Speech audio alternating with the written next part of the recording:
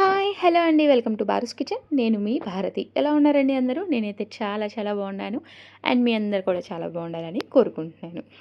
And ఈరోజైతే మన ఛానల్‌లో వీడియో వచ్చేసరికి ఒక మంచి ఫ్రూట్‌తో, నిజమే అండి, ఫ్రూట్‌తో ఒక రెసిపీని చేసి చూపించబోతున్నాననమాట.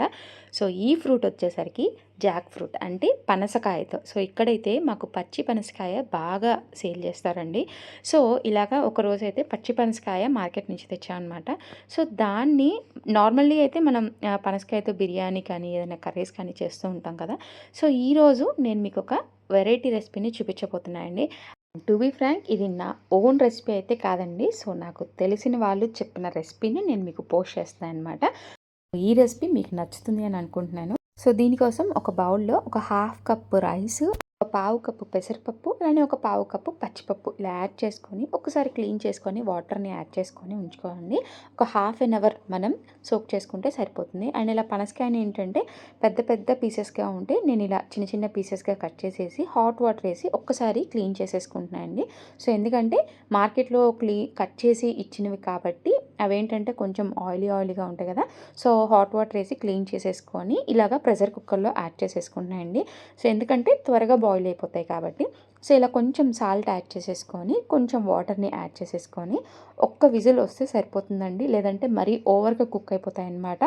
సో ఇది నేను పీసెస్ చేసేటప్పటికే కొంచెం పక్కన స్లైసెస్ లాగా వస్తున్నాయి కాబట్టి నేను ఓన్లీ 1 విజిల్ మాత్రమే రాణిస్తున్నాయండి. అలా కాకుండా మీకు బాగా పచ్చిగా ఉంటే కనుక ఒక 2 విజిల్స్ వస్తే సరిపోతుంది. సో ఇప్పుడు మనం ముందుగా నానవేసుకున్నవి ఇవన్నీ కూడా బాగా సోక్ అయిపోయాయి కదండి. సో వీటిని బ్లెండర్లో యాడ్ చేసేసుకొని స్మూత్ పేస్ట్ లాగా, బ్యాటర్ లాగా మనం రెడీ చేసేసుకోవాలండి. అంటే ఎక్కువ వాటర్ ఏమీ వేయకుండా ఓన్లీ కొన్ని వాటర్, అవి డిప్ అయ్యే వరకు వాటర్ యాడ్ చేసేసుకొని ఇలా స్మూత్గా పేస్ట్ లాగా ప్రిపేర్ చేసేసుకోవాలి. సో ఇప్పుడు దీన్ని మనం ఒక ప్లేట్లో కానీ ఏదన్నా బౌల్లో, వెడల్పుగా ఉన్న బౌల్లో కానీ ప్లేట్స్లో కానీ ఇలా యాడ్ చేసేసుకోవాలన్నమాట.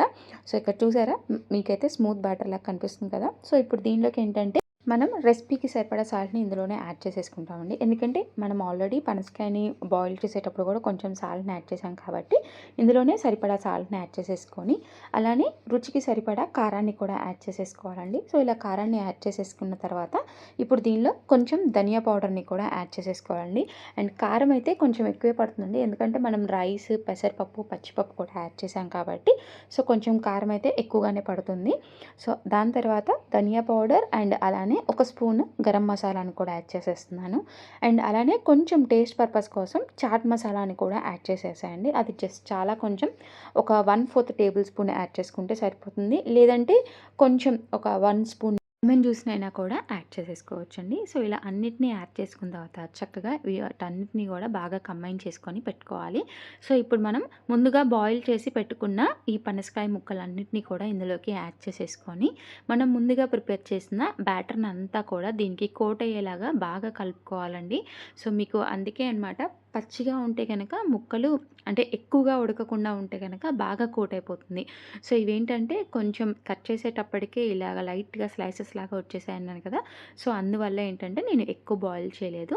సో ఇలాగ బాగా కోట్ చేసేసుకున్న తర్వాత ఒక 5 మినిట్స్ పక్కన పెట్టుకొని కడాయిలో ఒక 1/4 కప్పు ఆయిల్ని యాడ్ చేసుకొని హీట్ చేసేసుకున్న తర్వాత మనం ముందుగా రెడీ చేసి పెట్టుకున్న ఈ పనసకాయని మొత్తం కూడా ఇందులోకి యాడ్ చేసేసుకోవాలండి.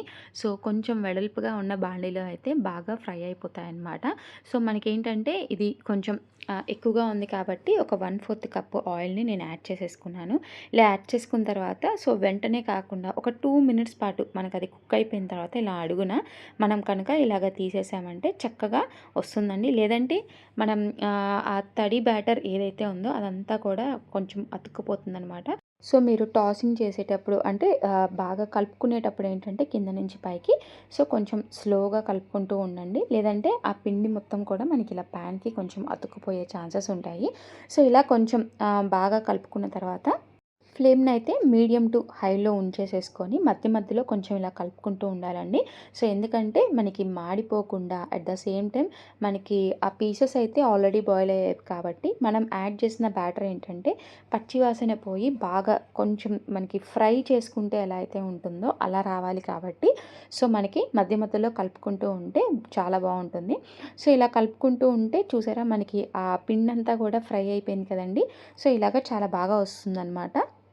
సో, ఈ ప్రాసెస్ అయితే మనకి కొంచెం మీడియం టు హై ఫ్లేమ్‌లో పెట్టుకున్నా కూడా మనకి 10-15 మినిట్స్ వరకు పడుతుందండి. ఇది మొత్తం కూడా చక్కగా వేగిపోవడానికి. సో, ఇప్పుడైతే ఇది మనకి చాలా వరకు ఫ్రై అయిపోయిందండి. సో, ఇప్పుడు దీంతో పాటు ఏంటంటే కాంబినేషన్ ఏదన్నా రసం కానీ, లేదంటే సాంబార్ కానీ చాలా బావుందనమాట. అంటే ఇది ఫ్రై టైప్ రెసిపీ కాబట్టి లిక్విడ్స్ కూడా ఉంటే చాలా బావుంటాయండి. అండ్ ఈ ఫ్రై వచ్చేసరికి చాలా క్రిస్పీగా ఉందండి. మనం యాడ్ చేసిన బ్యాటర్. అలానే ఈ పీసెస్ వచ్చేసరికి కూడా ఏంటంటే మనకి సోయా టైప్ పీసెస్ వస్తాయి చూసారా అండి. సో, చాలా బావుందనమాట. సో, మీరైతే ఒక్కసారి ట్రై చేయండి. ట్రై చేస్తే మీకైతే ఖచ్చితంగా నచ్చుతుంది. అండ్ అలానే ఒక్కసారి చేసుకున్న తర్వాత ఈ ఫ్రై అయితే మీ ఫేవరెట్ కూడా అయిపోతుందండి. సో, చూసారు కదా ఎంత ఈజీగా, సింపుల్‌గా చేసేసుకోవచ్చో. సో, మీకు నచ్చితే ఈ రెసిపీకి లైక్ చేసి మీ ఫ్రెండ్స్ అండ్ రిలేటివ్స్‌కి కూడా షేర్ చేయండి.